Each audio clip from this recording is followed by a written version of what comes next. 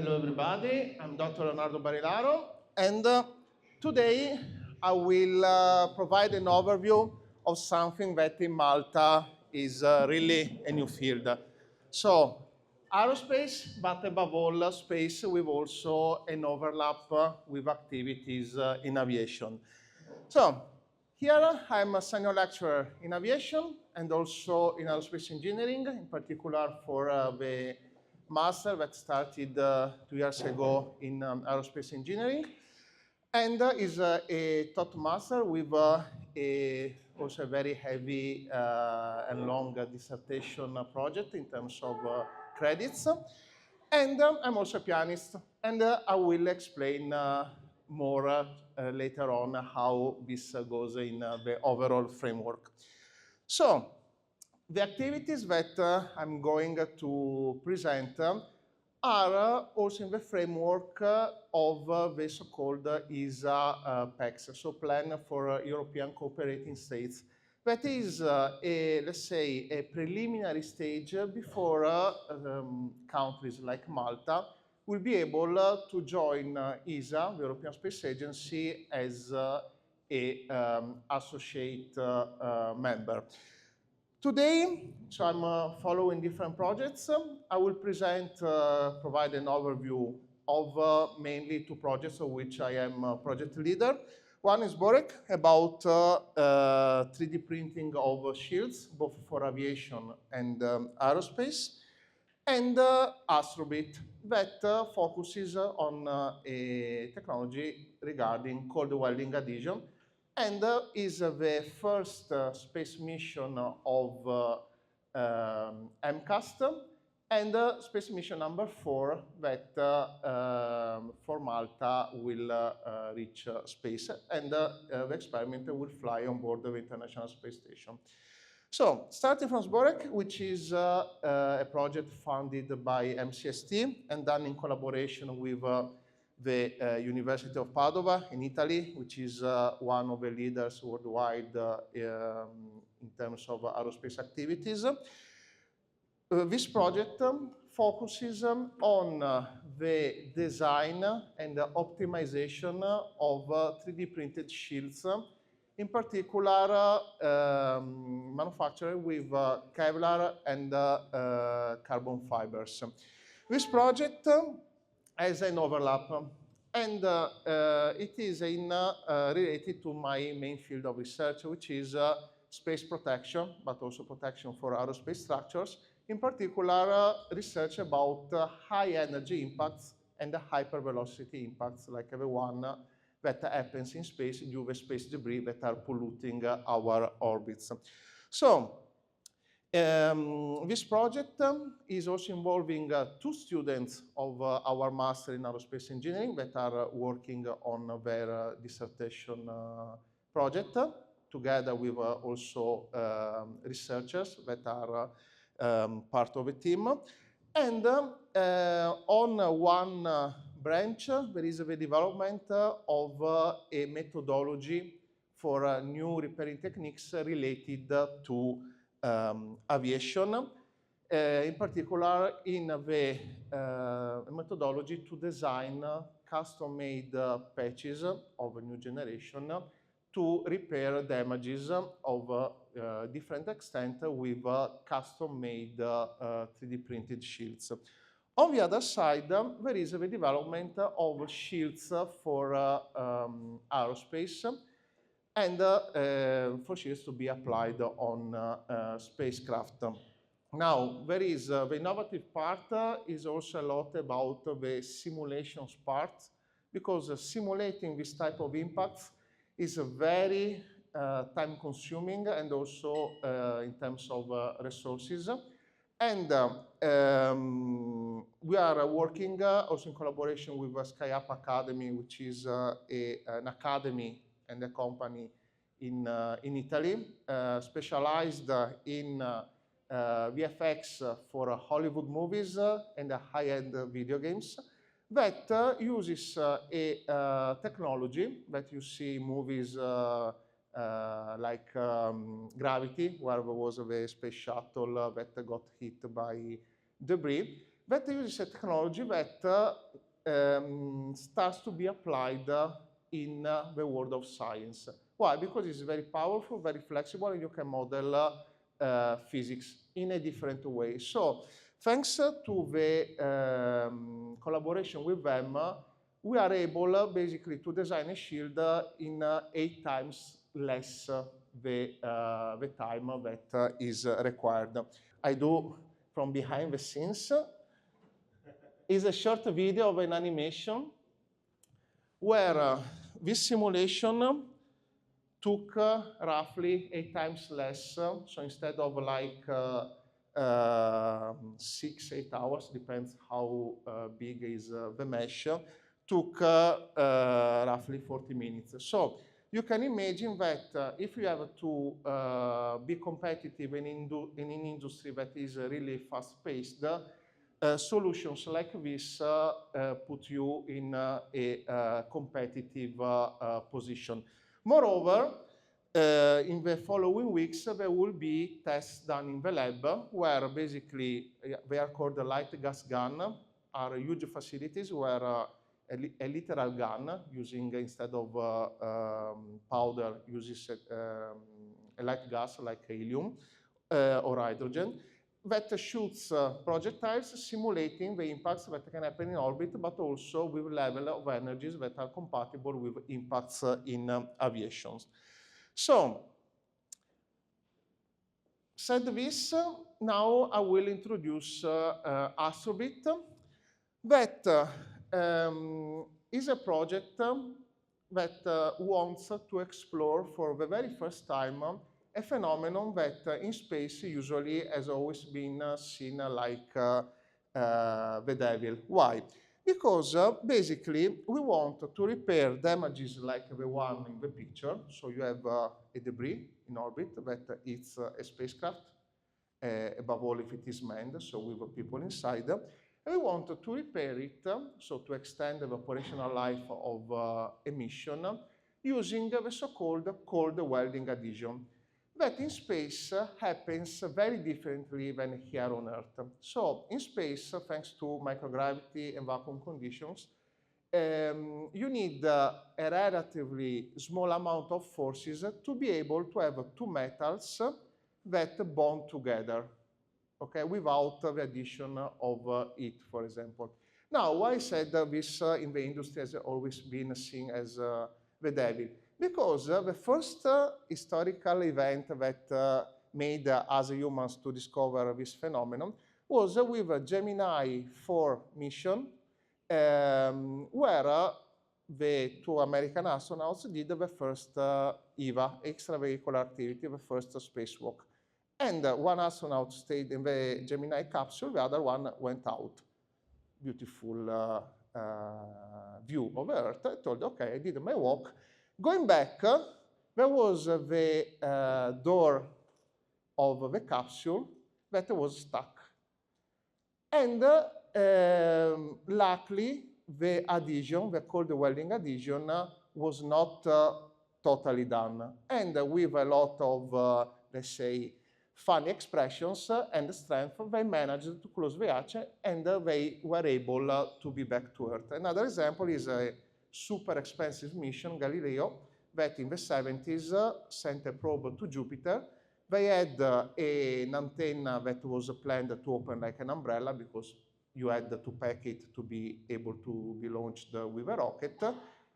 In the moment of opening, got stuck. So they lost, they found another workaround to still be able to transmit the data, but they lost the main antenna that was supposed to deliver the information. And also here was due to cold welding adhesion. So on this project, there are 2 researchers working, plus a colleague that is here today, Mark Spiteri, that is a part of a team, and we are developing an experimental test rig. It's super beautiful and also very demanding because you are working with a very tight schedule, and is also done in collaboration with a Southeast Technological University in Dublin, Ireland, with the research team led by Dr. Mark Wiley. NYU, New York University in Abu Dhabi, that recently joined the project, and I will show you also some more info about it. And also in this case, there is SkyUp Academy that is supporting the activities. So, another mention that I want to say, so how from science fiction we pass to science, is for who watched, there is an episode of Black Mirror where the actor that also was in Breaking Bad, in an episode is basically an astronaut with a colleague, there is a damage and he goes outside and is welding, but in this episode is normal welding. So our idea is to develop this test rig to validate the prototype on board the International Space Station, later on leading to an instrument that can be used by astronauts to repair damages. So we are literally passing from science fiction to actual science. So the experiment, we developed different prototypes. So we started last year with Mark with a very first prototype that was also tested in Dublin. And basically, it's a very small experiment because it's really expensive to send things in space. And nowadays, like, thanks to SpaceX, we have 10 times less the cost, but it's still very expensive. So it's a 1 unit cube, as you can see in this image, where there are 4 chambers. Each chamber simulates the equivalent of a damage. But when you have a space debris, the hole can have different shapes. Here is basically a calibrated hole, where there will be a patch of metal that will be put in contact once in space, and we will monitor how good the cold welding adhesion is done. Fun fact, in literature there are a few references, but there is very, very little. So this phenomenon has never been studied in an accurate way, also because usually you want to keep it away from you. So this is something that, even though as MCAST we can't compete with the top university in the world, as Malta, we are not in a country that has the same heritage like Italy, Germany, to say Europe, let alone US or nowadays China. But still, we can be very competitive with something that no one has studied nowadays. So here there is part of a team, because the other part is in Dublin. And now we are working on developing the flight model. And you can also speak with Mark later. Also yesterday we stayed till 9:30 in the lab. Yes, we like the activity, but we also like to rest. The reason being is that the experiment will be launched with a SpaceX rocket mission CRS-31, cargo resupply mission, in September, mid-September. Nominal launch date is the 17th of September. And we are collaborating with a company, Nanorax, that is doing like a hub providing us the launch service. And we are dealing with NASA. And there are, first, a lot of paperwork, which is already that is really challenging, above all for who like me, doesn't like bureaucracy. But is also from a technical point of view, is really challenging, really demanding. So all the team is literally working extra hours every weekend, because we have to respect NASA deadlines, and they don't move. I am an aerospace engineer that did a bachelor, master, PhD. I was a researcher in the field. So we say that the space don't wait for us. So we have to respect the deadlines. And here we go back also when we were mentioning, Mr. Ronacom was mentioning the students about knowing the differences and consequences between not respecting a deadline while studying, so you are in a protected environment, or not respecting it when there are consequences, because you can imagine we have an experiment that will be with a cargo where there are a lot of other experiments, plus will be on board of the International Space Station. There are a lot of requirements in terms of safety, electromagnetic interferences, also noise. We have to monitor the noise sound of our experiment that has to be within certain limits, otherwise we will not be allowed to fly. And here you see a render done by SkyUp Academy and an intermediate step of the flight model we are developing. So the experiment will be launched. The astronaut, still we don't know who will be the astronaut assigned to the project, will install the experiment. It will stay in orbit 1 month.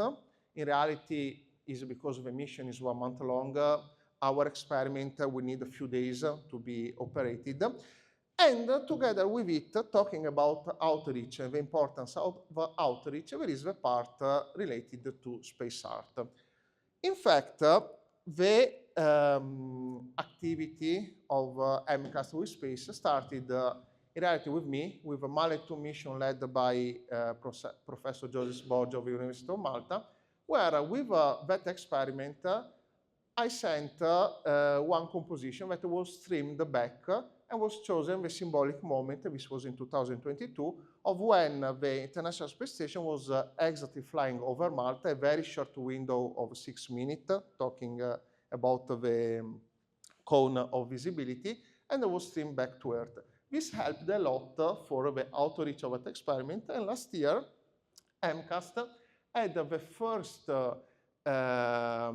collaboration for the project Mallet 3, where we were partner with Professor Joseph Sborgia and his team. And in 2 weeks' time, which is on the 23rd, Roberto forgot the exact day, so in 2 weeks' time, there will be an event organized here, so you are more than welcome to attend, where Professor Borgia and myself will present the Mallet 3 mission and much more in detail the ASTROBEAT project. In all of this, there is another milestone that has been done here at MCAST, which is the starting a collaboration with NYU Abu Dhabi, which is the biggest private university in the world. It has the headquarters in New York, hence the name, and a big branch in Abu Dhabi. Now, not only they are huge, but they have really state-of-the-art facilities, and the Center for Astrophysics and Space Science, led by Professor Andrea Macciò, also did a contribution to the project, to support the project, to start this collaboration. Now, why it is important? It is important for us as a first step for the ASTROBEAT project, but above all for the future, because now Malta, and so us at MCAST, we have the possibility from this year to access to much bigger funds. So we're talking about €1 million funds for space projects. And having the support of university like the University of Padua, which if you see the ranking worldwide in space activities, number 6, in front of it there is like MIT, JPL and so on. And someone like the NYU in Abu Dhabi, for us is a great asset, also when submitting proposals for funds to have support, and also for outreach. So, talking about space art, I'm doing also a collaboration with who is following the part of music. And we organized a contest for the students at NYU, with one composition that will be the winning one and will be selected to be streamed back from Earth. And in terms of outreach, this already reached thousands of people, and also the name of MCAST, thanks also to the support from the ambassador, Maltese ambassador in the Emirates, Maria Calleia, we are getting the name of MCAST that is getting known, and we are getting a reference, we are starting becoming a reference name in Europe, which is not a small thing for the aerospace sector. Above all here that we are still very fresh and developing. Moreover, last thing, this project attracted the interest of cellist Tina Guo and producer Steve Mazzaro. So, Tina Guo is one of the biggest names in terms in the music industry, and they are both collaborating since several years with Hans Zimmer. So, name of Hans Zimmer, you connect it to Interstellar, Dune, also the second chapter that recently came out. So, in terms of outreach, for us, it is huge, because if you can imagine the capability of public that these people, thanks to these people, we can reach, it is huge. So we are building step by step, not only the scientific part, but it is important, so I agree completely also again with Mr. Kurmi, it's important to get people know what we are doing, not only at the national level, but also abroad, and also to attract students and the people that wants to carry out research, in particular here at MCAST. So that's all I have for today, and thank you for your attention.